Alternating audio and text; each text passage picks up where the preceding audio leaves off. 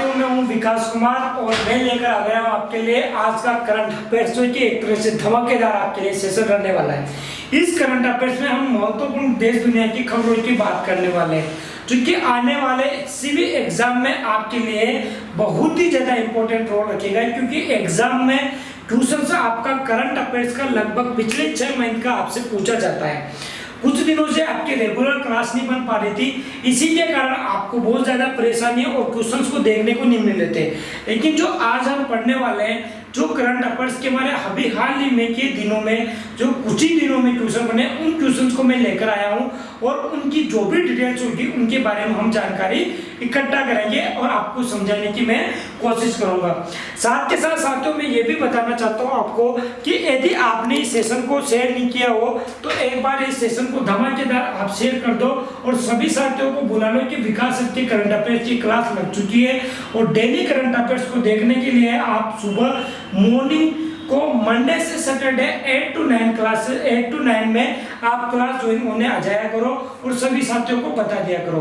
तो इसी के साथ हम बढ़ते हैं और करते हैं आज का मोटिवेशनल कोट जो कि बनाएगा आपको एक तरह से ऊर्जावान और करेगा आपको आगे बढ़ने के लिए प्रेरित। तो देखो हम बात करते हैं आज का मोटिवेशनल है।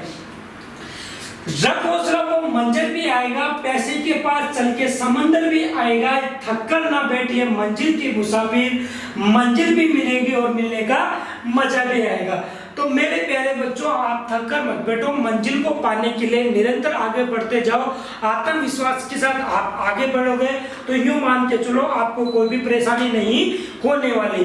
तो रख हौसला वो मंजिल भी आएगा, पैसे के पास चलकर समुद्र भी आएगा, यूं मायूस ना होकर बैठिए मंजिल की मुसाफिर, मंजिल भी मिलेगी और मंजिल का मिलने का मजा भी आएगा।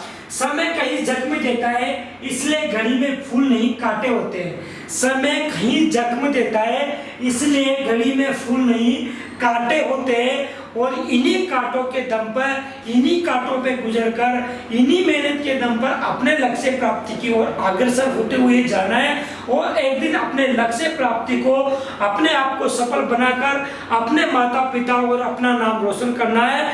और एक तरह से जुनून जगाकर अभी से पढ़ाई स्टार्ट कर दो, क्योंकि आपकी अब क्लासेस निरंतर होने वाली है। मेरी तरफ से तो कोई कमी आपको नहीं रहने वाली। करंट अफेयर्स के साथ स्पेशल सेशन और स्पेशल सेशन के साथ कंप्यूटर की क्लास मैं आपके सामने लेकर आता हूं श्रीजी क्लासेस के ऑनलाइन प्लेटफॉर्म पर, जो कि हम डेली रेगुलर पढ़ने वाले हैं। करते हैं आज का जो हमारे पहले ट्यूशन है उस ट्यूशन की स्टार्टिंग करते हैं। और आज का जो ट्यूशन है साथियों बहुत ही इंपॉर्टेंट ट्यूशन है जिसकी हम बात करने वाले हैं।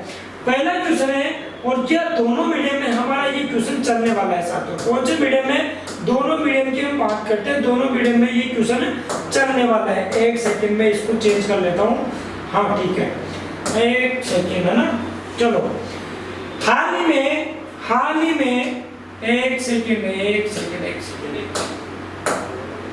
हाल ही में जारी साइबर सुरक्षा सूचकांक में भारत को किस स्थान पर रखा गया है? तो अभी हाल ही में जारी साइबर सुरक्षा सूचकांक के आधार पर रैंक जारी की गई है और इस रैंक में जो बात करते हैं भारत की रैंक आई है साथियों, वो आई है 10th नंबर की। कितनी रैंक आई है?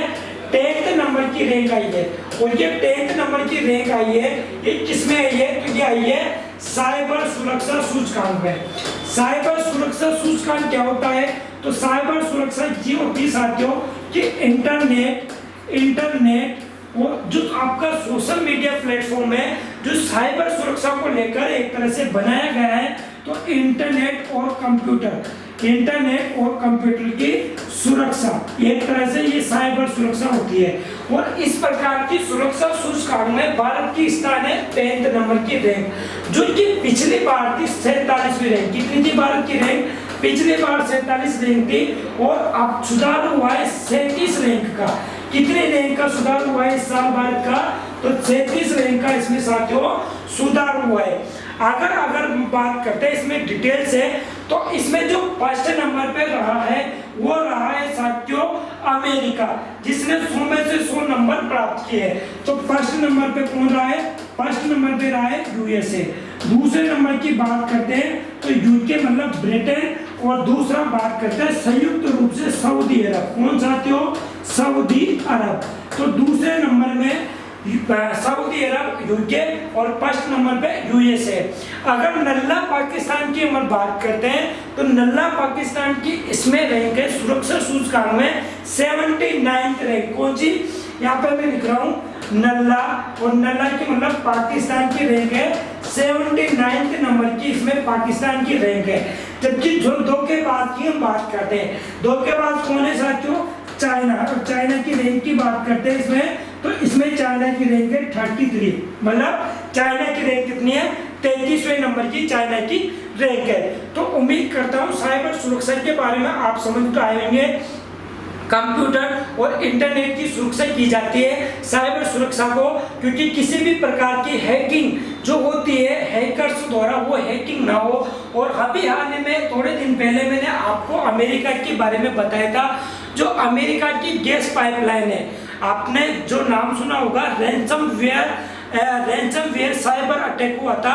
जो रैंसमवेयर साइबर अटैक हुआ था साथियों, वो हुआ था अमेरिका की क्रोनिकल गैस पाइपलाइन पर, जिसमें संयुक्त राज्य अमेरिका के जो भी स्टेट थे उन स्टेट में गैस पाइपलाइन को क्या कर दिया था, गवर्नमेंट के द्वारा बंद करा दिया गया था। क्योंकि साइबर अटैक वालों ने क्या पूछा था, पैसे मांगी थी, रिश्वत मांगी थी, और रिश्वत मांगने के कारण उन्होंने ये सारी सुविधा उपलब्ध कराई थी ना।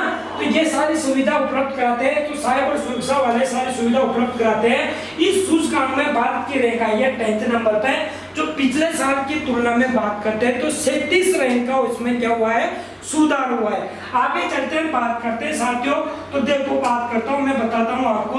तो देखो आप, इंडिया रैंक्स अमंग टॉप 10 इन ITU global cyber security index. तो ITU के द्वारा ये रैंक जारी की जाती है, और इसमें साइबर सिक्योरिटी इंडेक्स में भारत ने 10वां स्थान प्राप्त किया है। India jumped 37 places to rank top 10 in ITU global cyber security index, 4th among Asia Pacific countries. अगर बात करते हैं तो पूरे एशिया में साथियों, अगर एशिया की हम बात करते हैं तो एशिया में भारत की रैंक आई है 4th नंबर पर। एशिया में कौन सी रैंक आई है, 4th नंबर पे भारत की रैंक आई है। आगे चलते हैं, बात करते हैं इसी क्वेश्चन में। तो देखो अमेरिका चार्ट में सबसे ऊपर है, उसके बाद यूके, सऊदी अरब तीसरे स्थान पे है, जबकि एस्टोनिया जो सूचकांक की बात करते हैं तो तीसरे नंबर पे है। अमेरिका की हम बात करते हैं साथियों, तो इसने 100 में से 100 नंबर प्राप्त किए। कितने नंबर प्राप्त किए, 100 में से 100 नंबर प्राप्त करके अमेरिका फर्स्ट स्थान पर बन गया है। जबकि अभी हाल ही में इसमें क्या हुआ था, तो इसमें क्या होता है, रैंसमवेयर साइबर अटैक हुआ था क्रोनिकल पाइपलाइन पर, है ना। ये सारी चीजें आपको पता होनी चाहिए। आगे चलते हैं, चीन का और पाकिस्तान का मैंने बता दिया आपको, और ये साइबर सिक्योरिटी के बारे में ये क्वेश्चन था। ये देखो आप पर साइबर सिक्योरिटी के बारे में ये वर्ल्ड मैप के द्वारा मैं समझाऊंगा, और ये वर्ल्ड मैप के द्वारा इसमें जो दिया हुआ है आपको PDF के थ्रू मिल जाएगा। ITU की अगर हम बात करते हैं तो इंटरनेशनल टेलीकम्युनिकेशन यूनियन के द्वारा ये निकाला जाती है, ये इंडेक्स निकाला जाता है, जिसके द्वारा साइबर सिक्योरिटी को देखकर ये सूचकांक जारी किया जाता है एक तरह से पूरे विश्व में। ठीक है, आगे चलते हैं, बात करते हैं हम। तो ये इसके बारे में डिटेल है, आपको ध्यान रखनी है। नंबर बात करते हैं सेकंड क्वेश्चन की। सेकंड क्वेश्चन है साथियों, सेकंड क्वेश्चन है हमारा,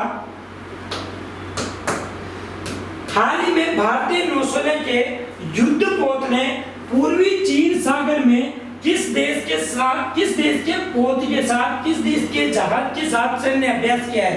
तो अभी हाल ही में जो भारतीय नौसेना की बात करते हैं, इन्होंने पूर्वी चीन सागर में, जो कि एक तरह से बात करेंगे किस देश के साथ में क्या किया है, सैन्य अभ्यास किया है। तो ये किया है साथियों साउथ कोरिया के साथ। किसके साथ किया है, दक्षिण कोरिया के साथ। भारत के जो बात करते हैं, इन्होंने क्या किया है, भारतीय नौसेना ने अभी हाल ही में युद्ध अभ्यास किया है। ये आपको एक तरह से तथ्यात्मक जानकारी याद रखनी है कि जो अभी हाल ही में करंट में दक्षिण कोरिया के साथ भारतीय नौसेना ने युद्ध अभ्यास किया है, नौसेना युद्ध अभ्यास किया है। तो ये Indian Navy takes part in a military exercise with South Korean ship in East China Sea, जो कि मैं मैप में आपको बताने वाला हूँ। लेकिन आपको मैं बता दूं कि जो मैंने कुछ ही दिनों पहले आप सभी को सारे एक्सरसाइज के बारे में डिटेल से बताया था, जो भी भारत के द्वारा एक्सरसाइज की हुई है वर्तमान में किसी भी देश के साथ, उन देशों के साथ मैंने आपको बताया था। और कल ही के सेशन में हमने बात की थी, या तो एलिफेंट जो युद्धाभ्यास है वो मंगोलिया के साथ किया जाता है। किसके साथ किया जाता है? एलिफेंट जो युद्धाभ्यास है वो मंगोलिया के साथ किया जाता है, ये आपको ध्यान रखना होगा ना।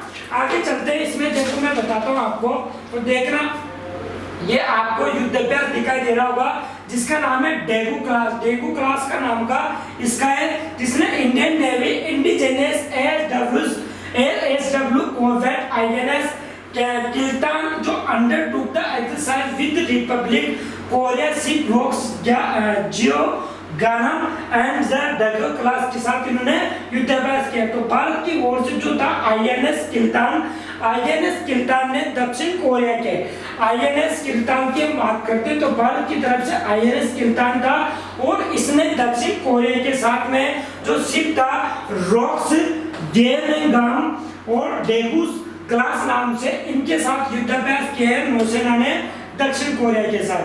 दक्षिण कोरिया की हम बात करते हैं तो पूर्वी चाइना का जो ये बॉर्डर दिखाई दे रहा है आपको, ये पूर्वी चाइना के बॉर्डर के इधर पे दक्षिण कोरिया आपको दिखाई दे रहा होगा।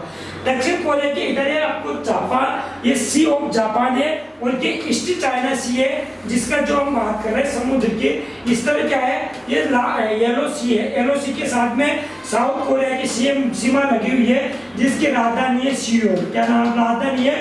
सियोल। अगर हम उत्तर कोरिया की बात करते हैं तो उत्तर कोरिया की राजधानी है पैंगयोंग। क्या राजधानी है? पैंगयोंग। तो साउथ कोरिया के सियोल राजधानी है, और अभी हाल में साउथ कोरिया के साथ भारत ने क्या किया है? युद्धाभ्यास किया है। क्या किया है साथियों? युद्धाभ्यास किया है। ठीक है, आगे चलते हैं। तो भारत की तरफ से किसने शामिल हुआ था? आईएनएस किल्तान शामिल हुआ था। ये आपको ध्यान होगी, मैंने आपको इंटरनेशनल बाउंड्रीज पढ़ाई थी। इंटरनेशनल जो बाउंड्रीज पढ़ाई थी उसमें साउथ कोरिया और नॉर्थ कोरिया के बारे में एक लाइन बताई थी, याद है आपको? अगर याद है तो ध्यान रखो ना, ये जो लाइन खींची हुई है, ये पे जो पैरेलल लाइन खींची हुई है, इसमें नॉर्थ कोरिया पैंगयोंग और जो सियोल जो राजधानी है साउथ कोरिया की, इनके बीच में कौन सी लाइन है? तो ये लाइन है साथियों 38 डिग्री की लाइन है। और मुझे ये बता दो कि कनाडा और यूएसए के बीच में कितनी डिग्री की पैरेलल लाइन बनी हुई है? कनाडा और यूएसए के बीच में कितने डिग्री की पैरेलल लाइन बनी हुई है, ये आपको कमेंट बॉक्स में बताना है। लेकिन हम फिलहाल अगर बात कर रहे हैं साथियों, तो वो बात कर रहे हैं अपन नॉर्थ कोरिया और साउथ कोरिया की, जिसमें हम बात कर रहे हैं नॉर्थ कोरिया और साउथ कोरिया के बीच में कितने डिग्री की लाइन खींची हुई है? तो 38 डिग्री पैरेलल लाइन खींची हुई है, जो आपको एग्जाम में आने लायक क्वेश्चन पूछा जाता है। नॉर्थ कोरिया के बारे में आपको पता होगा, किम जोंग के बारे में, तो किम जोंग यहाँ की क्या है? राष्ट्रपति है ना। तो ये आपको ध्यान रखना है। इधर है कोरिया पे, और ये आपको वर्ल्ड एटलस के माध्यम से मैं आपको दिखाने के लिए लेकर आया था। आगे चलते हैं, बात करते हैं साथियों, इसमें तो पूरी डिटेल्स आपको दी हुई है कि भारतीय नौसेना ने पूर्वी चीन सागर में दक्षिण कोरिया के साथ क्या किया है? सैन्य अभ्यास किया है। आगे चलते हैं, बात करते हैं नेक्स्ट क्वेश्चन की। नेक्स्ट क्वेश्चन है हमारा आज का तीसरे नंबर का, किस सरकार ने सूचित किया है कि मार्च 2022 तक क्लाउड आधारित स्वास्थ्य देखभाल सूचना प्रबंधन प्रणाली HISM शुरू करने की संभावना है। तो साथियों एक तरह से देखो क्या होगा, मैं आपको बताता हूँ कि जैसे आप जाते हो इलाज कराने, और इलाज कराने के बाद डॉक्टर आपको देखता है, ऑनलाइन आपको दवाइयाँ भी लिख देता है, आजकल तो ऑनलाइन सिस्टम होता है।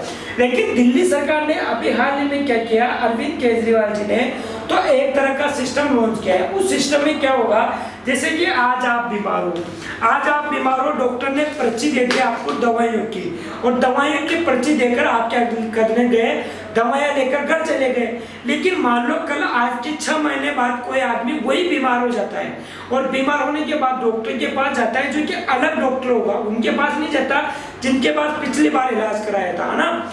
इस बार अलग डॉक्टर के पास जाता है, और अलग डॉक्टर के पास जाने के कारण वो क्या बताता है, वापस क्या अलग सिम्टम्स बताता है। लेकिन डॉक्टर क्या होता है कि उसी सिम्टम्स के आधार पर क्या करता है, गोलियां दवाइयां लिख देता है, और गोलियां दवाइयां लिखने के बाद में क्या करता है, वापस वही आदमी इलाज लेने के लिए गोलियां लेकर घर चला जाता है। लेकिन जो ये सुविधा है वो एक तरह से परिस्थिति सीमित रह जाती है, जो डॉक्टर लिखता है उनको दवाइयों को लेकर वो घर बैठ जाता है। लेकिन उसमें वो ये नहीं बता पाता है कि जो पिछली बार मेरी पुरानी जो बीमारी हुई थी उस पुरानी बीमारी में मैंने ये तो गोलियां ली थी, लेकिन ये मैंने डॉक्टर को दिखाया था और ये मेरी बीमारी के सिम्टम्स थे, ये नहीं बता पाते।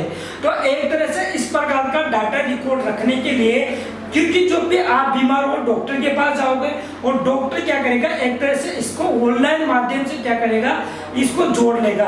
और आप आज डॉक्टर के पास गए, आपने उसको सिम्टम्स बताए, उसने जो दवाइयां लिखी, एक तरह से ये रिकॉर्ड हो जाएगा। और रिकॉर्ड होने के बाद में क्या करेगा, आप किसी डॉक्टर के पास जाओगे दूसरे के पास, तो आपके माध्यम से जिस प्रकार ये ऑनलाइन एप्लीकेशन होगा, इसके माध्यम से आपका पुराना जो रिकॉर्ड होगा उसको ये क्या करेगा, जानकारी में ले लेगा कि इसके पिछले टाइम में ये बीमारी हुई थी, इस डॉक्टर के पास जाने से उसने ये दवाइयां दी थी, उसने ये सिम्टम्स बताए थे, तो ये इलाज करवाया था। तो वो पुरानी बीमारी का पूरा रिकॉर्ड उस नए डॉक्टर के पास आ जाएगा और उसी हिसाब से वो क्या कर देगा, आपका इलाज शुरू कर देगा। तो उसके पास पूरा रिकॉर्ड आने के लिए अभी हाल ही में दिल्ली सरकार के द्वारा, जो कि अरविंद केजरीवाल सरकार के द्वारा HISM की हम बात करते हैं साथियों। तो ये किस प्रकार की हम बात करते हैं, HISM जो स्टार्ट किया है, ये दिल्ली सरकार के द्वारा स्टार्ट किया गया है। कौन सी सरकार के द्वारा स्टार्ट किया गया है, तो दिल्ली सरकार के द्वारा स्टार्ट किया गया है। और ये एक तरह का ई हेल्थ कार्ड होगा, इलेक्ट्रॉनिक ई हेल्थ कार्ड होगा। इसमें क्या होगा, हेल्थ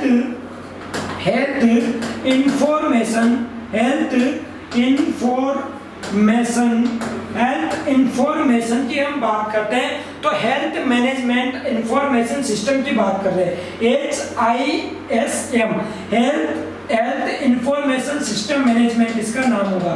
सिस्टम मैनेजमेंट सिस्टम इसका नाम होगा। HISM के शुरू करने की इसमें संभावना है। और जिस तरह से ई हेल्थ कार्ड प्रोवाइड कराएगा, जो डॉक्टर को क्या करेगा, पिछला रिकॉर्ड बता देगा। जो क्या करेगा, डॉक्टर्स को पिछला रिकॉर्ड बता देगा। तो ये आपको ध्यान रखना है। और ये कौन स्टार्ट कर रहा है, तो अरविंद केजरीवाल जी स्टार्ट कर रहे हैं। और आपको दिल्ली के बारे में पता होगा, लोकसभा की सीटें कितनी है, 7, राज्यसभा की कितनी है, 3, और विधानसभा की कितनी है, 70। और यहाँ के मंत्रिमंडल पर करते हैं, तो यहाँ के मंत्रिमंडल में कितने प्रतिशत मंत्री बन सकते हैं, तो मंत्रिमंडल में साथियों 10% विधानसभा की जो 10% सीटें हैं, 10% निकाल लो तो 70 का 10% मतलब 7 आदमी मुख्यमंत्री समेत यहाँ पर क्या बन सकते हैं, मंत्री बन सकते हैं ना। तो ये आपको ध्यान रखना है। जबकि अपन बात करते हैं अदर राज्यों की, तो वहां पर कितने बन सकते हैं, 15% बन सकते हैं। तो ये आपको याद रखना है। उम्मीद करता हूँ आपको 30 नंबर का पूरा क्वेश्चन समझ में आया होगा। तो implement health project by March 2022 CM tells official announcement कर दिया अरविंद केजरीवाल जी ने।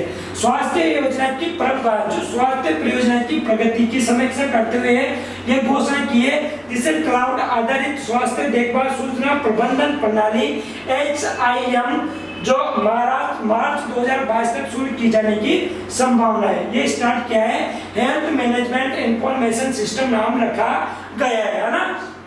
ये ई हेल्थ कार्ड उपलब्ध कराएगा और इसमें क्या होगा कि जो नागरिकों को एकल मंच पर जानकारी तक पहुंचने में सक्षम बना देगा ना। ई हेल्थ कार्ड को HES में एकीकृत करेगा। अस्पतालों में इसका उपयोग रोगियों के पिछले स्वास्थ्य रिकॉर्ड और प्रशासनिक जानकारी का उपयोग कर सकते हैं, उनका पिछला रिकॉर्ड अपन जान सकते हैं। ये आपको दिल्ली के बारे में जानकारी उपलब्ध करा रहे हैं अनिल बैजल, यहाँ के क्या है, उपराज्यपाल है। और मुख्यमंत्री की बात करते हैं साथियों, तो यहाँ के मुख्यमंत्री की हम बात करते हैं तो मुख्यमंत्री है अरविंद केजरीवाल। लोकसभा सीट की हम बात करते हैं तो लोकसभा सीट है 7 और राज्यसभा सीट है 3 और विधानसभा सीट है साथियों यहाँ पर, तो वो है 70। तो ये आपको ध्यान रखना है। ठीक है, आगे चलते बात करते हैं, आगे बात करते हैं नेक्स्ट क्वेश्चन की। नेक्स्ट क्वेश्चन है साथियों हमारा आज का, जिसमें हम पढ़ रहे हैं, और हमारा आज का नेक्स्ट क्वेश्चन है 4 नंबर का।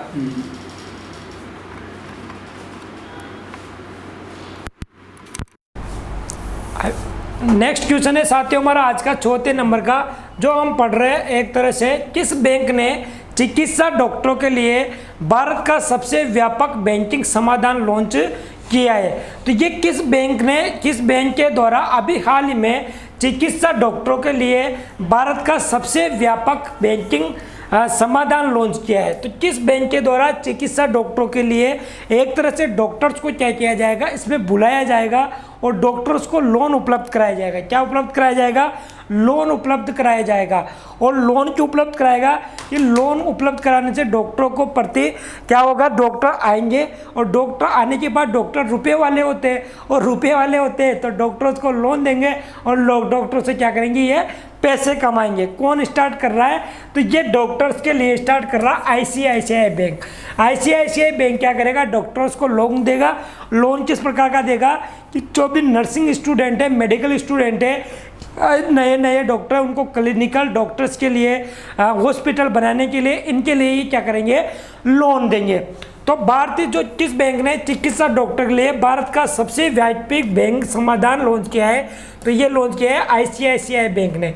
इसमें क्या प्रोवाइड करेंगे, एक तरह से डॉक्टर्स की इसमें हेल्प की जाएगी, डॉक्टर्स की हेल्प की जाएगी, है ना। हेल्प किस प्रकार की जाएगी कि इनको क्या किया जाएगा, लोन उपलब्ध करा दिया जाएगा। और इसको क्या नाम दिया गया है? इसको नाम दिया गया है साथियों सैल्यूट डॉक्टर्स। क्या नाम दिया गया है? Salute doctors. डॉक्टर्स को सैल्यूट करना, डॉक्टर्स को सैल्यूट करना, ये नाम दिया गया है किसके द्वारा? आईसीआईसीआई बैंक के द्वारा, जिसकी स्थापना हुई थी 1994 में। कब स्थापना हुई थी?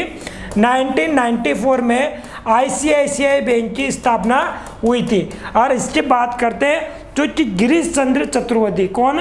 गिरीश चंद्र चतुर्वेदी इसकी क्या है, वर्तमान में सीईओ है। गिरीश चंद्र चतुर्वेदी इसके क्या है, वर्तमान में सीईओ है। तो ये आपको ध्यान रखना है, ये तथ्यात्मक जानकारी कि डॉक्टर किस बैंक ने डॉक्टर के लिए भारत का सबसे व्यापक बैंकिंग जो समाधान लॉन्च किया है वो किसने लॉन्च किया है? तो वो आईसीआईसीआई बैंक ने किया है। ICICI bank launches compressive banking solutions for medical doctors, और जिन्होंने easy solutions for hectic life with ICICI bank salute doctors banking solution. नाम क्या दिया है? Salute doctors banking solution. ये एग्जाम में पूछा जा सकता है बैंक वालों स्पेशल कि सैल्यूट डॉक्टर्स क्या है और किस बैंक के द्वारा सैल्यूट डॉक्टर्स लॉन्च किया गया है। तो ये आपको जानकारी में रखना है। एसएससी रेलवे बैंक वाले बच्चे इसको स्पेशल ध्यान में रख सकते हैं। आगे चलते हैं, बात करते हैं नेक्स्ट क्वेश्चन की। नेक्स्ट क्वेश्चन के पहले ये आईसीआई के बारे में है, जिसमें इस प्रकार के सॉल्यूशंस उपलब्ध कराएंगे और बैंक इनको क्या देगा, लोन देगा एक तरह से। ठीक है, आगे चलते हैं। देखो ये सारी चीज़ें में दी हुई है और दिल से, और ये दिल से जो किसके द्वारा लॉन्च किया गया था, तो ये भी इनके द्वारा ही लॉन्च किया गया था, है ना। आगे चलते हैं। देखो आईसीआईसीआई के बारे में बात करते हैं तो 5 जनवरी 1994 को इसको इस्टेब्लिशमेंट किया गया था। वडोदरा गुजरात में इसका हेडक्वार्टर है। और बात करते हैं इसका चीफ पीपल गिरीश चंद्र चतुर्वेदी की बात करते हैं जो इसके चेयरपर्सन है, और एमडी एंड सीईओ की बात करते हैं तो संदीप बख्शी है। आईसीआईसीआई बैंक के बारे में आपसे पूछा जा सकता है कि एमडी एंड सीईओ कौन है, तो वो है संदीप बख्शी, चेयरपर्सन गिरीश चंद्र चतुर्वेदी, और इसकी स्थापना 1994 में हेडक्वार्टर का है। तो हेडक्वार्टर है साथियों इसका वडोदरा गुजरात में। आगे चलते हैं, बात करते हैं नेक्स्ट क्वेश्चन की।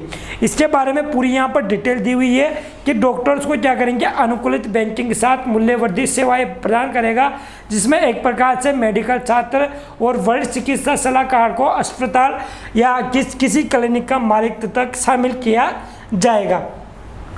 नेक्स्ट क्वेश्चन है हमारे 5वें नंबर का। 5वें नंबर का क्वेश्चन है, वर्ष 2020 के लिए कुवेम्पु राष्ट्रीय पुरस्कार किसने प्राप्त किया? भाई साहब बहुत ही इंपॉर्टेंट क्वेश्चन है। जो कुवेम्पु राष्ट्रीय पुरस्कार है ये किसे दिया गया है?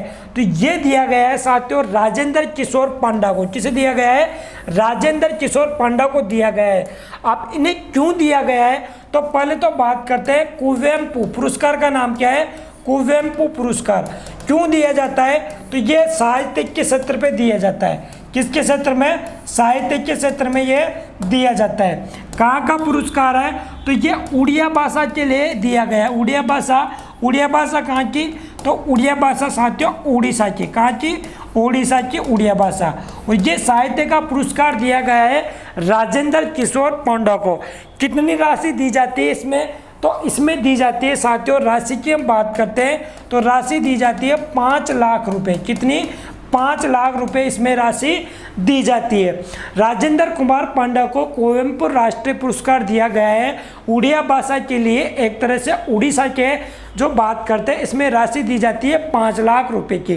ठीक है, आगे चलते हैं। तो 2019 का जो सरस्वती सम्मान पुरस्कार दिया गया था, वो पुरस्कार किसे दिया गया था? यदि किसी बच्चे को याद है तो जल्दी से कमेंट बॉक्स में मुझे बता दो कि 2019 का जो व्यास सम्मान और सरस्वती सम्मान ये किन्हें दिया गया था। ये जल्दी से आप क्या करो, कमेंट बॉक्स में मुझे बता दो। तो सरस्वती सम्मान की अगर मैं बात करता हूँ तो सरस्वती सम्मान की यहाँ पे मैं कर लेता हूँ बात। तो ये सम्मान दिया गया था सनातन के लिए, जो सनातन बुक थी एक, इस सनातन बुक के लिए ये दिया गया था। और ये दिया गया था साथियों किसे दिया गया था? तो शरण कुमार लिम्बावे को। किन्हें? शरण कुमार लिम्बावे को ये पुरस्कार दिया गया था।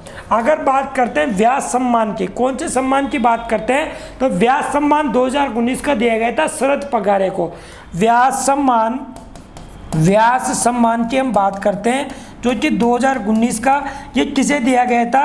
तो शरद पगारे को ये सम्मान दिया गया था। क्यों दिया गया था इनको? तो पाटलिपुत्र के साम्राज्य कि एक बुक का नाम है पाटलिपुत्र के साम्राज्य, जिसके लिए दिया गया था। यहाँ पे लिख रहा हूँ पाटलिपुत्र के साम्राज्य, इसके लिए ये पुरस्कार दिया गया था। तो आपको ये एग्जाम में ध्यान रखना है कि कुवेम्पु राष्ट्रीय पुरस्कार जो कि साहित्य के क्षेत्र में उड़िया भाषा में राजेंद्र कुमार पांडा को दिया गया था, जिसमें 5 लाख रुपए की राशि दी जाती है। और अभी हाल की जो बात करते हैं 2019 में सनातन के लिए सरस्वती सम्मान पुरस्कार दिया गया था, जो कि हम बात करते हैं शरण कुमार लिम्बावे को। और जो व्यास सम्मान दिया गया था शरद पगारे को पाटलिपुत्र के साम्राज्य के लिए दिया गया था। ठीक है, और ग्लोबल टीचर अवार्ड की हम बात करते हैं। और ग्लोबल टीचर अवार्ड किन्हें दिया गया था बताइए मुझे? ग्लोबल टीचर अवार्ड की हम बात करते हैं साथियों, तो ग्लोबल टीचर अवार्ड 2020 का जो दिया गया था रणजीत सिंह देसाले को। किन्हें दिया गया था? रणजीत सिंह देसाले को दिया गया था। और ये को अभी हाल ही में वर्ल्ड बैंक का टेक्निकल सलाहकार भी नियुक्त किया गया है। तो वर्ल्ड बैंक के टेक्निकल सलाहकार के रूप में किसे नियुक्त किया गया है? तो वो नियुक्त किया गया है साथियों रणजीत सिंह देसाले को। विश्व खाद्य पुरस्कार 2020 का 2021 का किसे दिया गया है? तो शकुंतला हरक सिंह तिलस्टेट को दिया गया है। किसे दिया गया है? शकुंतला हरक सिंह तिलस्टेट को विश्व बैंक का क्या दिया गया है? पुरस्कार दिया गया है। अगर अभी हाल ही में हम बात करते हैं साथियों, आपको पता होगा 2020 का किन्हें दिया गया था? मिट्टी के लाल रतन लाल को। व्हिटली अवार्ड जिसे कि गुरुन पुरस्कार अवार्ड कहा जाता है, वो किसे दिया गया है? तो वो नुक्लू फॉर्म को दिया गया है। किसे दिया गया है? नुक्लू फॉर्म को दिया गया है। तो ये आपको सारे करंट अफेयर्स की क्वेश्चन याद होने चाहिए। रिवीजन के लिए आपको डेली पढ़ना पड़ेगा और डेली करंट अफेयर्स की क्लास लेनी पड़ेगी। उम्मीद करता हूँ आपको समझ में आ रहा होगा। यदि सेशन समझ में आ रहा है तो सभी साथियों को शेयर कर दो और बुला लो कि विकास सर की क्लास चल रही है। डेली करंट अफेयर्स के साथ साथ कुछ इंपॉर्टेंट क्वेश्चन भी आपके लिए रहते हैं। ऐसा नहीं कि कुछ नहीं बताया जा रहा, बहुत इंपॉर्टेंट सेशन है साथियों आने वाले एग्जाम्स के लिए। बस आपको सभी साथियों को बुलाकर सेशन को शेयर कर देना और लाइक और कमेंट करके जरूर बता दो कि सेशन आपको कैसा लग रहा है। आगे चलते हैं, हम बात करते हैं इसी में। तो देखो मैं आपको बताता हूँ, ये है Odia poet chosen for 2020 Kuvempu award, जिनकी हम बात करते हैं राजेंद्र कुमार पांडा जी को ये दिया गया है। He was awarded the Gangadhar national award. अगर इनकी बात करते हैं तो इन्होंने गंगाधर नेशनल अवार्ड जीता था 2010 में। एंड साहित्य अकादमी पुरस्कार भी इनको 1985 में दिया गया था। इनको ये 2 पुरस्कार दिए गए हैं और जिनका नाम है गंगाधर नेशनल अवार्ड 2010 एंड 1985 में इनको दिया गया है साहित्य अकादमी पुरस्कार। अगर बात करते हैं, ही वॉज अवॉर्डेड दलित भाई संबलपुर यूनिवर्सिटी के द्वारा इनको ये सारा अवार्ड दिया गया है। ये मेजर इंडियन पोइट है जो कि एक तरह से इन्होंने उड़ीसा के लिए ये सारी चीज़ें लिखी है ना। आगे चलते हैं, बात करते हैं ये इम्पोर्टेंट कीज है। ये जो पद्म विभूषण 1988 में मिला था। कर्नाटक की ये पोइट है, जीनियस पोइट है, कन्नड़ा राइटर जो केवी पुत्तप्पा है, ये केवी पुत्तप्पा है। और केवी कुवेंपु जो इनके नाम पर ही ये अवार्ड दिया जाता है, कुवेंपु अवार्ड दिया जाता है साथियों इन्हीं के नाम पर, जिनकी बात करते हैं। इनका जन्म 1904 को हुआ था, 29 दिसंबर। ये कन्नड़ा के राइटर है, क्या है, कन्नड़ा राइटर है केवी पुत्तप्पा, और पॉपुलरली एज नाम कुवेंपु, इन्हीं के नाम पर यह अवार्ड दिया जाता है। और ये कर्नाटक के जो बात करते हैं पोइट जीनियस है, ठीक है। जीवन द टाइटल राष्ट्रकवि 1951 में इन्होंने कर्नाटक रत्न जीता था। ये सारी चीज़ें इनके द्वारा, जय भारत जय नारायण तनुजेते, ये इनके द्वारा लिखी गई है। इनको पद्मश्री भी मिला हुआ है, पद्म विभूषण मिला हुआ है। साथ के साथ में इनके बारे में फर्स्ट कन्नड़ा राइटर जो जनपित अवार्ड है वो भी इनको द्वारा मिला है। ये सारी चीज़ें आपको ध्यान रखनी है। आगे चलते हैं, बात करते हैं नेक्स्ट की। तो अवार्ड के बारे में ध्यान रखना, 1992 में राष्ट्रकवि कुवेंपु ट्रस्ट के द्वारा ये अवार्ड एनुअली जो अवार्ड है ये मनाया गया है। और 2013 में इसको कुवेंपु टू रिकॉग्नाइज कर दिया गया था। तो ये अवार्ड 1992 के बाद में आ गया था। आगे चलते हैं, बात करते हैं नेक्स्ट क्वेश्चन की। नेक्स्ट क्वेश्चन है साथियों 13वें नंबर का। 13वें नंबर का जो क्वेश्चन है एक तरह से बहुत ही इंपॉर्टेंट क्वेश्चन है। डिकोडिंग शंकर वृत्तचित्र मतलब बायोग्राफी या डॉक्यूमेंट्री। डॉक्यूमेंट्री का नाम है डिकोडिंग और डिकोडिंग शंकर। ये डिकोडिंग जो शंकर है ये एक बायो जो बात करते हैं डॉक्यूमेंट्री है, बायोग्राफी है। हाल ही में टोरंटो अंतर्राष्ट्रीय महिला फिल्म महोत्सव 2021 में वृत्तचित्र खंड सर्वश्रेष्ठ जीवनी में सर्वश्रेष्ठ फिल्म का पुरस्कार जीता है। और ये बायोग्राफी किस पर है, तो ये डॉक्यूमेंट्री किस पर बनी हुई है, इंग्लिश में भी लिखा हुआ है और हिंदी में भी ये लिखा हुआ है। तो डिकोडिंग शंकर की हम बात करते हैं तो ये बायोग्राफी है, क्या है साथियों, ये बायोग्राफी है। और ये बायोग्राफी है, इसको अभी हाल ही में टोरंटो अंतरराष्ट्रीय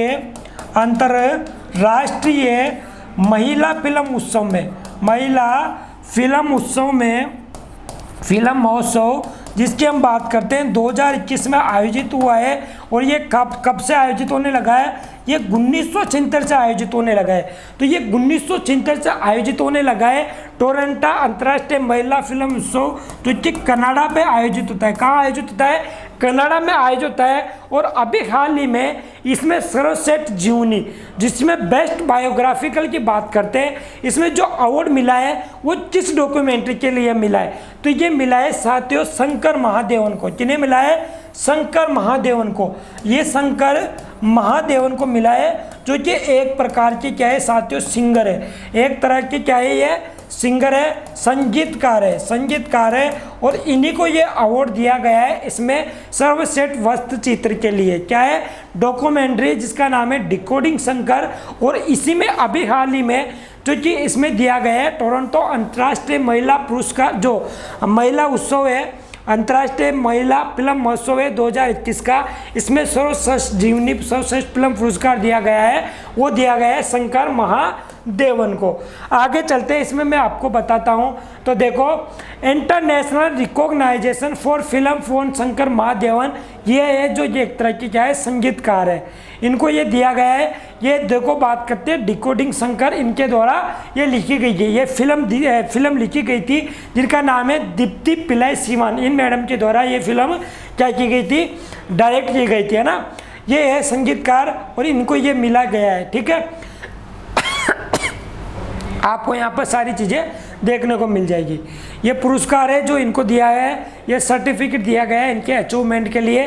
दीप्ति फिल्म सीवन फ्रॉम इंडिया डिकोडिंग शंकर के लिए ये दिया गया है। इसमें दिया हुआ है टोरंटो इंटरनेशनल फिल्म फेस्टिवल के बारे में कि ये कहाँ पर आयोजित किया जाता है ना। आगे चलते हैं, बात करते हैं नेक्स्ट क्वेश्चन की। नेक्स्ट क्वेश्चन है साथियों हमारे 7 नंबर का। हाल ही में भारतीय रेलवे IR ने, इंडियन रेलवे ने किस रेलवे स्टेशन पर पहला मूवेबल किस एक सेकेंड। किस रेलवे स्टेशन पर पहला मूवेबल मीठे पानी की सुरंग मछली घर खोला है? जो एक तरह से जो सुरंग होगी उसके अंदर लाइवेबल जो मेमोरी है, लाइवेबल जो बात करते हैं सुरंग होगी, उसके अंदर क्या होगा? मछली घर होगा। क्या होगा साथियों? मछलियाँ तैरती हुई नजर आएंगी। और ये किसने खोला है? तो ये इंडियन रेलवे के बेंगलुरु रेलवे स्टेशन पर खोला गया है। कौन से रेलवे स्टेशन पर खोला गया है? तो ये बेंगलुरु रेलवे स्टेशन पर खोला गया है। इसमें क्या होगा साथियों? तो ये एक तरह से 12 फीट का, कितने फीट का? 12 फीट की इसकी लंबाई होगी। और एक तरह से ये क्या करेगा? इसमें मछलियाँ आपको तैरती हुई नजर आएगी। क्या करती नजर आएगी? तो इसमें मछलियाँ तैरती हुई नजर आएगी, जो कि world movable fresh water tunnel कहलाएगा। जो क्या कहलाएगा? World movable fresh water tunnel कहलाएगा। और ये कहाँ खोला गया है? तो ये बेंगलुरु में खोला गया है। ये जो देश का पहला होगा, कौन सा होगा? जो देश का पहला होगा। ये किस कॉन्सेप्ट में खोला गया है? अगर इसके कंसेप्ट की हम बात करते हैं साथियों, तो ये अमेजन नदी के कंसेप्ट पे खोला गया है। अमेजन नदी के कॉन्सेप्ट पे खोला गया है, जो दक्षिण के अमेरिका की नदी है, जिसको पृथ्वी का फेफड़ा भी कहते हैं। जिसको क्या बोला जाता है? अमेजन नदी के बारे में बात करते हैं तो पृथ्वी का फेफड़ा जो अमेजोन के वन है उनको बोला जाता है। इसी के कंसेप्ट पर ये खोला गया है, जिसकी हम बात करते हैं रेलवे स्टेशन पर world movable fresh water tunnel, peace water tunnel की हम बात करते हैं। और ये खोला गया बेंगलुरु रेलवे स्टेशन पर। ठीक है, आगे चलते हैं। इसमें मैंने आपको बता दिया। और इसमें बताऊं तो आपको एक इम्पोर्टेंट वाली बात, साथियों इसमें लगेगा 25 रुपये का टिकट। कितने रुपए का टिकट लगेगा? इसमें लगेगा 25 रुपये का टिकट। तो 25 रुपये का टिकट लीजिए और इसको देखने आप चले जाइए। भाई साहब, इंडियन रेलवे भी कमाल करती है, वैकेंसी टाइम पे करवाती नहीं है, एनटीपीसी वगैरह पेंडिंग में रखी हुई है, लेकिन ये सारी चीज़ें इनकी चल रही है। टनल वगैरह आराम से देखो, जाओ मौज करो, है ना। तो ये एक बात करते हैं, तो ये बेंगलोर में खोला गया है। अगर इसके अलावा अभी हाल ही में बात करते हैं तो आपको पता हुआ रेलवे ने एक सिल्वर लाइन प्रोजेक्ट स्टार्ट किया था। ये सिल्वर लाइन प्रोजेक्ट की हम बात करते हैं साथियों, तो ये प्रोजेक्ट है 530 किलोमीटर का। कितने किलोमीटर का? 530 किलोमीटर का सिल्वर लाइन प्रोजेक्ट है। और ये कहाँ स्टार्ट किया गया है? तो ये केरल में स्टार्ट किया गया है। कहाँ पर? केरल पर स्टार्ट किया गया है। केरल के कहाँ से? तो केरल के कसारकोड से तिरुवनंतपुरम तक। कितना? कहाँ पर? कसारकोड से तिरुवनंतपुरम तक ये चलाया गया है। और इसमें क्या होगा कि पहले 12 घंटे की आपको दूरी लगती थी 530 किलोमीटर जाने में, अब कितनी लगेगी? अब 4 हाउरी आपको क्या लगेगी? दूरी लगेगी।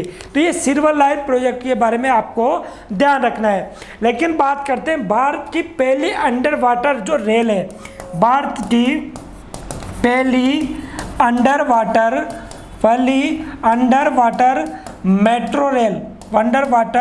मेट्रो रेल ये किस नदी पर चलाई जा रही है? ये चलाई जाएगी, नदी का नाम है साथियों हुगली नदी। कौन सी नदी? सूगली नहीं, हुगली नदी। अरे सूगली नहीं, हुगली नदी। और हुगली नदी कहाँ है? तो ये है साथियों कोलकाता में। कहाँ है?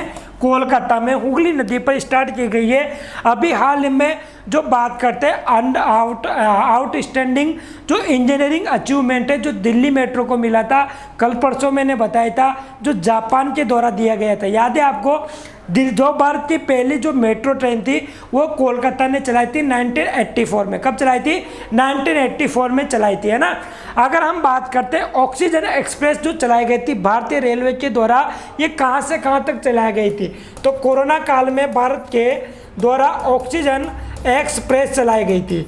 ये चलाई गई थी साथियों मुंबई से विशाखापट्टनम तक। कहाँ तक? मुंबई से विशाखापट्टनम तक ये चलाई गई थी। विशाखापट्टनम तक ये चलाई गई थी। अगर हम बात करते हैं साथियों, तो किसान रेल चलाई गई थी 7 अगस्त 2020 को। याद है आपको? यहाँ पे मैं लिख देता हूँ, अगर आपने नोट कर लिया तो यहाँ पे मैं लिखने की कोशिश करता हूँ। 7 अगस्त 2020 को प्रथम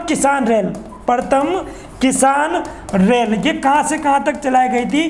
तो ये देवलाली महाराष्ट्र से, देवलाली महाराष्ट्र से दानापुर बिहार तक ये चलाई गई थी। आपको दिख रहा होगा, दिख नहीं रहा तो मेरा वर्ड नोट करने की कोशिश करें। देवलाली महाराष्ट्र से दानापुर बिहार तक ये चलाई गई थी, जो प्रथम रेल थी, है ना, प्रथम किसान रेल थी। आगे चलते हम बात करते हैं इसमें, तो Indian railway first movable fresh water tunnel aquarium open at Bengaluru railway station में ये ओपन किया गया है। जो कि हम बात करते हैं इस प्रकार के, ये टनल रेलवे जो होगी इस प्रकार की होगी, और इसमें क्या होगा साथियों, एक तरह से मछलियाँ तैरती हुई नजर आएगी। क्या होगी, मछलियाँ तैरती हुई नजर आएगी। और ये 1 जुलाई को इसका इनॉग्रेशन किया गया था। तो ये आपको सारी चीज़ें ध्यान रखनी है। आगे चलते हैं, बात करते हैं हम नेक्स्ट क्वेश्चन की। नेक्स्ट क्वेश्चन है साथियों हमारा आज का, जिसमें हम बात कर रहे हैं नेक्स्ट क्वेश्चन की। और ये क्वेश्चन है, देखो, 1 जुलाई को किस वाणिज्यिक बैंक ने अपनी स्थापना का 66वां वर्ष मनाया? तो पहले बात करते हैं हम, तो अभी हाल ही में किस बैंक ने अपना 66वां स्थापना दिवस मनाया है? एसबीआई ने मनाया साथियों। और एसबीआई की बात करते हैं स्टेट बैंक ऑफ इंडिया। क्या है? स्टेट बैंक ऑफ इंडिया, जिसकी हम बात करते हैं तो सबसे पहले 1806 में बैंक ऑफ कोलकाता, क्या नाम बोला जाता था? बैंक ऑफ कोलकाता इसको बोला जाता था। फिर उसके बाद में 1840 में क्या बोला गया? Bank of Madras. क्या बोला गया? बैंक ऑफ मद्रास बोला गया। उसके बाद 1846 की हम बात करते हैं तो bank of Bombay, bank of Bombay, ये आपको ध्यान रखना है। 1806 की हम बात करते हैं तो बैंक ऑफ कोलकाता। 1843 में बैंक ऑफ मद्रास, और 1840 और 1843 में बैंक ऑफ बॉम्बे, ये आपको ध्यान रखना है। अरे यार एक सेकेंड, है ना, बैंक ऑफ बॉम्बे पहले आया था और बैंक ऑफ क्या आया था? एक सेकेंड में इनको निकालता हूँ, थोड़ा सा इसमें क्या हो रहा था, कन्फ्यूजन हो रहा था ना। रुको एक सेकेंड। 1840 और 1843 bank of Bombay, bank of Bombay, और बैंक ऑफ बॉम्बे के बाद में क्या बना था? Bank of Madras, bank of Madras, ये आपको ध्यान रखना है। उसके बाद 1921 में इसको क्या बनाया गया था? इम्पेरियल बैंक ये बना दिया गया था। तो 1840 में बैंक ऑफ बॉम्बे, 1806 में बैंक ऑफ कोलकाता, 1843 में बैंक ऑफ मद्रास, 1921 में, इसका इतिहास बता रहा हूँ, 1921 में इंपेरियल बैंक, और फिर बाद में साथियों गोरेवाल समिति की सिफारिश पर, कौन सी समिति की सिफारिश पर? गोरेवाल समिति की सिफारिश की हम बात करते हैं। इसी की तर्ज पर जो बात करते हैं 1 जुलाई 1955 को, 1 जुलाई 1955 को एसबीआई इसका नाम दिया गया था, और स्टेट बैंक ऑफ इंडिया इसका नाम दिया गया था। और जो हम बात करते हैं फिलहाल में इसके जो बात करते हैं अध्यक्ष है वो है दिनेश कुमार खारा। कौन है? दिनेश कुमार खारा इसके क्या है साथियों? अध्यक्ष है।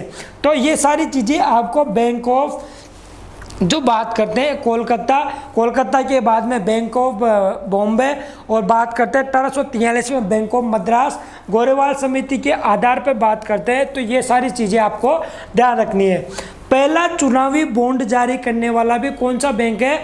तो वो है साथियों एसबीआई बैंक। यहाँ पे मैं नोट कर रहा हूँ, पहला चुनावी बॉन्ड 2017 में ये किसने चालू किया था? तो ये एसबीआई बैंक ने चालू किया था। ठीक है, ये आपको ध्यान रखना है। इसका हेडक्वार्टर कहाँ है? तो इसका हेडक्वार्टर है मुंबई में। सिडबी का हेडक्वार्टर कहाँ है? जल्दी से कमेंट बॉक्स में बता दो कि सिडबी का हेडक्वार्टर कहाँ पर है। ठीक है, तो ये आपने नोट कर लिया होगा, उम्मीद करता हूँ। आगे चलते हैं, बात करते हैं हम इसके बारे में। तो सिडबी के हेडक्वार्टर की बात करते हैं तो कहाँ है? कोलकाता में, सॉरी लखनऊ में। सिडबी का कहाँ है?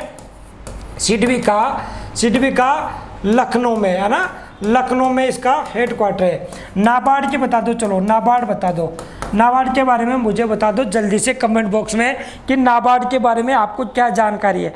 तो नाबार्ड की स्थापना कब हुई थी? 12 जुलाई 1982। कब हुई थी? 1982 में। कौन सी समिति की सिफारिश पर? तो शिव रमन समिति की सिफारिश पर। ये आपको ध्यान रखना है सिडबी और नाबार्ड के बारे में। आगे चलते हैं, और आपको एक चीज़ ये भी ध्यान रखनी है साथियों, अभी हाल ही में जो बात करते हैं शगुन कार्ड लॉन्च किया गया था आईडीबीआई बैंक के द्वारा। कौन से बैंक के द्वारा? तो आईडीबीआई बैंक के द्वारा शगुन कार्ड लॉन्च किया गया था। ठीक है, आगे चलते हैं। देखो मैं आपको बताता हूँ। देखो SBI celebrate 66th foundation day. ठीक है, ये आपने मना लिया, एसबीआई का मना लिया भाई साहब, और एसबीआई के बारे में आपने पूरी जानकारी इकट्ठा कर ली। 1806 में ये अब सारी चीज़ें आपको ध्यान रखनी है ना।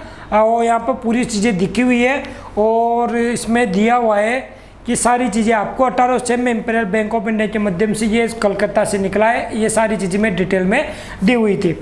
आगे चलते हैं, नेक्स्ट क्वेश्चन की हम बात करते हैं। किस सरकार ने 30 जून 2021 को अपनी नई एपी सूचना प्रौद्योगिकी नीति 2021-24 को लॉन्च की है? तो भाई साहब ये लॉन्च किया है। जो एपी नीति होगी ये क्या करेगी? प्रौद्योगिकी को बढ़ावा मिलेगा। क्या मिलेगा? एपी नीति के माध्यम से क्या होगा साथियों? तो एपी एक की बात करते हैं तो ये एपी से समझ जाओ आंध्र प्रदेश। किसने? आंध्र प्रदेश ने। इसमें क्या होगा कि प्रौद्योगिकी को बढ़ावा मिलेगा। क्या मिलेगा? प्रौद्योगिकी को बढ़ावा मिलेगा।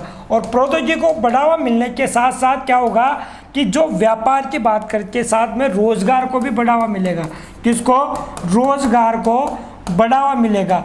और माना जाता है कि 2024 तक मतलब 3 साल में, मतलब 3 साल में जो आंध्र प्रदेश की हम बात करते हैं इनमें लगभग 55,000 नए रोजगार उपलब्ध होंगे। नए रोजगार पनपेंगे, रोजगार पनपेंगे। कहाँ की बात करते हैं? आंध्र प्रदेश की।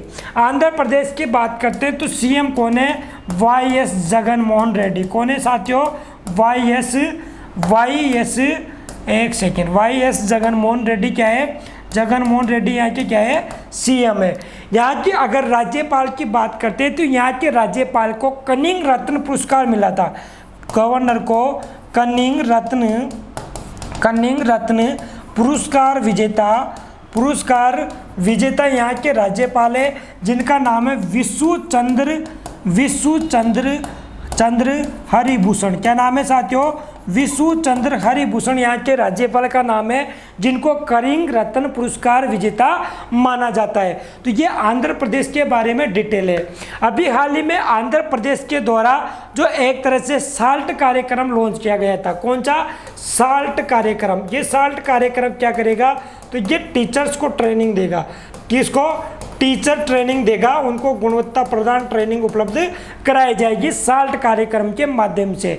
अगर हम बात करते हैं साथियों तो अभी हाल ही में आंध्र प्रदेश ने वाईएसआर बीमा योजना भी लॉन्च की है। यहाँ पर मैं लिखता हूँ, इनको मिटा रहा हूँ, ये आपने नोट कर लिया होगा तो एक सेकंड में बताता हूँ। वाईएसआर क्या? वाईएसआर जो बीमा योजना है, ये बीमा योजना भी किसने लॉन्च की है? तो ये भी आंध्र प्रदेश ने लॉन्च की है। इसके अलावा भाषा के आधार पर बात करते हैं। भाषा के आधार पर बनाया गया जो राज्य था ये भारत का पहला राज्य कौन सा था? आंध्र प्रदेश था। अगर बात करते तेलंगाना जो कि आंध्र प्रदेश का हिस्सा था, ये आंध्र प्रदेश से 2 जून 2014 को क्या हो गया था? अलग हो गया था। क्या हो गया था? 2 जून 2014 से ये क्या हो गया था? अलग हो गया था। विशाखापट्टनम, कुर्नूल और अमरावती। क्या? विशाखापट्टनम, यहाँ पे मैं लिख देता हूँ, Visakhapatnam,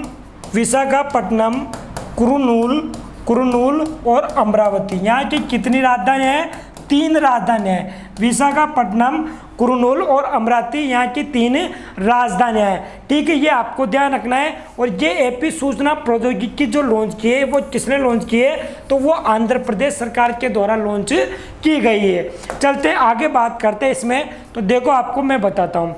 Andhra Pradesh new IT policy incentives job creation provide exemption from laws and boost several reforms major to वो कंपनीज के माध्यम से लोगों को क्या प्रकार उपलब्ध कराएंगे? रोजगार उपलब्ध कराएंगे। This policy is expected to generate more than 55,000 jobs in next 3 years। Policy will be in force till to March 31, 2024 तक ये पॉलिसी रहने वाली है। श्री आर करिकल जो वल्लभन IAS है, स्पेशल चीफ सेक्रेटरी गवर्नमेंट का है, इनके द्वारा ये सारी चीज़ें बोली जाती है। ये है भाई साहब जगत मोहन रेड्डी, जो कि आंध्र प्रदेश के CM है, और यहाँ को आपको सारी जानकारियाँ उपलब्ध कराई जा रही है यहाँ के बारे में।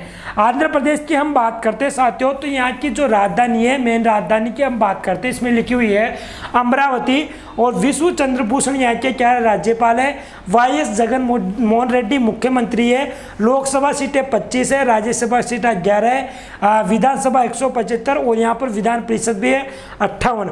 आगे के राष्ट्रीय उद्यान की हम बात करते हैं, तो राष्ट्रीय उद्यान पापी कोंडा, राजीव गांधी और श्री वेंकटेश्वर यहाँ के मुख्य राष्ट्रीय उद्यान है। कौन कौन से? पापी कोंडा, वेंकटेश्वर और राजीव गांधी यहाँ की क्या है, मुख्य नेशनल क्या है, पार्क है। अभी हाल ही में भारतीय वायुसेना के नए उप प्रमुख कौन होंगे? तो वायुसेना के अभी हाल ही में उप प्रमुख बनाए गए हैं विवेक राम चौधरी। कौन बनाए गए हैं साथियों? विवेक राम चौधरी को अभी हाल ही में हरजीत सिंह की जगह क्या बनाया गया है? भारतीय नौसेना का भारतीय वायुसेना का उप प्रमुख बनाया गया है। और जो कि बात करते हैं भारतीय वायुसेना के जो प्रमुख है आर के भदौरिया साहब, और भारतीय भदौरिया साहब जो है वायुसेना के प्रमुख है, और वायुसेना के अभी हाल ही में उप प्रमुख बनाए गए हैं विवेक कुमार चौधरी। अगर वायुसेना की बात करते हैं तो 8 अक्टूबर को वायुसेना दिवस मनाया जाता है, और 8 अक्टूबर 1932 को वायुसेना की स्थापना की गई है। RK भदौरिया, राकेश भदौरिया क्या है, यहाँ के एयर चीफ मार्शल है। RK Bhadauria air chief marshal है, ये आपको ध्यान रखना है। तो वायुसेना के उप प्रमुख कौन बन गए हैं? विवेक कुमार चौधरी बन गए हैं। New deputy chiefs armies and air force take charges, इन्होंने चार्ज ले लिया है, वायुसेना के उप प्रमुख बनाए गए हैं। जो कि पहले कौन थे? अरिजीत सिंह जो थे, इनकी जगह इन्होंने ले ली है। ये प्रेसिडेंट रामनाथ कोविंद, वायुसेना, जल सेना और थल सेना की किसके अंदर आती है? तो जिनका जो बोल करते हैं राष्ट्रपति के अंतर्गत आती है। ठीक है, ये सारी चीज़ें आपको ध्यान रखनी है। आगे चलते हैं, बात करते हैं नेक्स्ट क्वेश्चन की। Indian Medical Council, Indian Medical Association हर साल किस दिन राष्ट्रीय चिकित्सक दिवस मनाया जाता है? तो राष्ट्रीय चिकित्सक दिवस के बारे में साथियों हम बात करते हैं, तो ये डॉक्टर्स को सेवा, जो डॉक्टर सेवा प्रदान करते हैं, उन डॉक्टर सेवा प्रदान करते हैं हमारे को, इन डॉक्टर सेवा प्रदान करने के लिए क्या किया जाता है? राष्ट्रीय चिकित्सक दिवस 1 जुलाई को मनाया जाता है। जबकि जो नर्स डे मनाया जाता है, वो नर्स डे मनाया जाता है साथियों, कब मनाया जाता है? तो 12 मई को मनाया जाता है। नर्स डे तो 12 मई को मनाया जाता है, और डॉक्टर्स डे 1 जुलाई को मनाया जाता है। किनकी जन्मदिन के उपलक्ष्य में मनाया जाता है? तो ये मनाया जाता है साथियों, क्या नाम है, डॉक्टर विधान चंद्र की, जो डॉक्टर विधान चंद्र राय थे। कौन थे? डॉक्टर विधान चंद्र राय थे। इनका जो जन्मदिन था और मृत्यु थी एक ही दिन हुई थी। कब हुई थी? मृत्यु और जन्म 1 जुलाई को हुआ था, और इनकी याद में ये दिवस मनाया जाता है, डॉक्टर्स डे मनाया जाता है, जो कि एक प्रकार से निष्पक्ष, इस बार की थीम क्या है कि निष्पक्ष रूप से क्या करना, स्वास्थ्य को विश्व स्तर पर ले जाना, स्वस्थ विश्व का निर्माण करना। तो इस साल की थीम भी नोट कर लो, स्वस्थ विश्व का निर्माण करना, ये इस साल की क्या है साथियों? थीम है। अगर बात करते हैं तो इनकी याद में ये मनाया जाता है 1 जुलाई को। आपको ध्यान रखना होगा, ये कहते हैं एक तरह से पश्चिम बंगाल के CM भी रह चुके हैं। क्या रह चुके हैं? पश्चिम बंगाल के ये क्या रह चुके हैं साथियों? तो ये पश्चिम बंगाल के CM भी रह चुके हैं। आपको ये कमेंट बॉक्स में ध्यान रखना है। अगर विश्व जनसंख्या दिवस की बात करते हैं तो विश्व जनसंख्या दिवस मनाया जाता है, विश्व जनसंख्या दिवस मनाया जाता है 11 जुलाई को। कब मनाया जाता है? तो विश्व जनसंख्या दिवस 11 जुलाई को मनाया जाता है। करगिल दिवस की बात करते हैं जुलाई के महीने में 26 जुलाई को मनाया जाता है। कब? 26 जुलाई को ये मनाया जाता है। और अंतर्राष्ट्रीय नर्स दिवस 12 मई को मनाया जाता है। फ्लोरेंस नाइटिंगेल, क्या नाम है? फ्लोरेंस नाइटिंगेल की याद में ये मनाया जाता है। ठीक है, ये आपको ध्यान रखना है। आगे चलते हैं, हम बात करते हैं साथियों, तो नेक्स्ट क्वेश्चन की हम बात करते हैं ना। आगे चलते हैं, बात करते हैं और क्वेश्चन की बात करते हैं। और ये क्वेश्चन आपको ध्यान है, जो डेली आपको पढ़ाते हैं डॉक्टर्स के बारे में, जो के सेल, जो क्या नाम है, पद्मावती, डॉक्टर पद्मावती, जो वर्ल्ड की प्रथम कार्डियोलॉजिस्ट थी, जिनकी मृत्यु हो गई है ना, ये आपको ध्यान रखना है। ये एक जो बात करते हैं 1 जुलाई को मनाया गया है हॉनरिक मेडिकल्स के लिए, ये सारी चीज़ें आपको ध्यान रखनी है। ओके, चलते हैं आगे। उम्मीद करता हूँ आपको समझ में आया होगा। 1 जुलाई 1882 को इनका जन्म होता और 1 जुलाई 1962 को इनकी क्या हो गई थी, मृत्यु हो गई थी, डॉक्टर विधान चंद्र राय जी की, जिनके बारे में हम बात करते हैं। और ये पश्चिम बंगाल के दूसरे सीएम थे। देख लो, पश्चिम बंगाल के दूसरे मुख्यमंत्री भी थे, दूसरे मुख्यमंत्री भी ये बने थे। तो ये सारी चीज़ें आपको क्या रखनी है, ध्यान रखनी है। चलते हम बात करते हैं नेक्स्ट क्वेश्चन की। नेक्स्ट क्वेश्चन है, विश्व खेल पत्रकार दिवस विश्व स्तर पर हर साल किस दिन मनाया जाता है?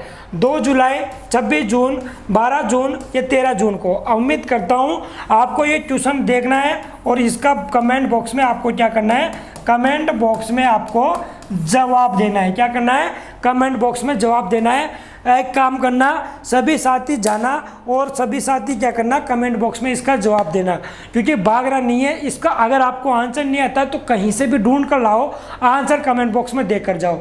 मुझे कुछ नहीं सुना, और सभी साथियों का क्या आना चाहिए, आंसर आना चाहिए। और उम्मीद करता हूँ आपको ये सारा सेशन पसंद आया होगा, और पसंद आया तो एक बार लाइक कमेंट करके जरूर बता देना, ठीक है। रख वसरा वो मंजर भी आएगा, प्यासे के पास चढ़कर समुद्र भी आएगा, यूँ मायूस ना होकर बैठ मेरे मंजिल के मुसाफिर, और मंजिल भी मिलेगी, मिलने का मजा भी आएगा। तो एक बार सब नौकरी लग जाओ। फिर मैंने जो भारत के 10 प्रमुख मंदिर बनाए वो बताया आपको, वहाँ घूमने चलेंगे, आराम से मौज मस्ती करेंगे। बस आपको कुछ दिन पढ़ना है, 3 से 4 महीने आप लगातार बने रहो। सभी साथियों के साथ सेशन को शेयर कर देना, बोल देना कि विकास सर की क्लास आजकल बहुत तगड़ी आने लग गई है। तो ये आपको ध्यान रखनी है ना। ये पूरा क्वेश्चन है, ये पूरा सेशन आपका समाप्त हो गया। आपको पूरी पीडीएफ मिल जाएगी, कमेंट बॉक्स में बता देना, मैसेज कर देना। किसी भी प्रकार की कोई भी समस्या हो तो सभी का निपटारा और नस्ते नाबूद अपन कर देंगे। तो आज के लिए इतना सही, सबके लिए धन्यवाद। सेशन में बने रहने के लिए कमेंट बॉक्स में जल्दी से जवाब देने की कोशिश करना क्लास खत्म होने के बाद, ठीक है। Thank you, love you all, bye bye, take care, okay.